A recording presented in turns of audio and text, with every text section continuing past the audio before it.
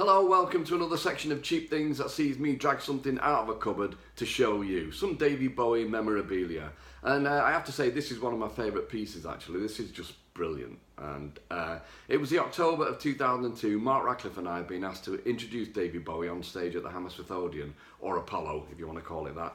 And as you can imagine, that is just one of the greatest thrills you can imagine.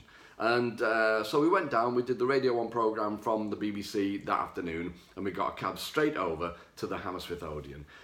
We pulled up outside, again, just a bit of a thrill. I'd been there twice before, one to see Lou Reed, I left before the end, that was probably 78 I think, and also to see Peter Gabriel the year before, which was great.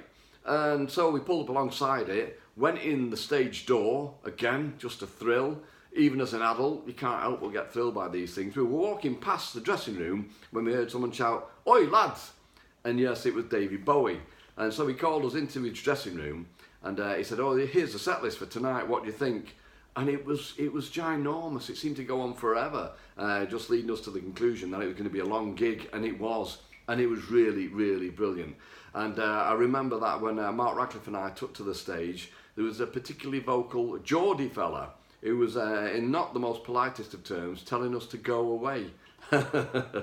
He really didn't like me and Radcliffe, and fair enough. But we introduced David Bowie to the stage with the usual line that welcome to the stage, the greatest rock and roll star in the world ever, ever. And Bowie was just amazing that night. I mean, what would give to be able to go and see him do that again now, eh? But we can't.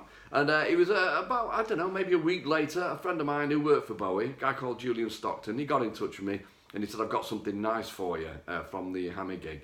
So I was like, "Ah, brilliant, okay." So he sent it over to me, and this is it. Okay, so this was actually on the door of the dressing room for Marc Radcliffe and I. Okay, so it was nice to have that anyway. To be honest, I'd already nicked one, and I've got that somewhere else. But this one was so much more special. So Bowie had signed it, and he'd actually taken a bit of more of an effort than just to sign it.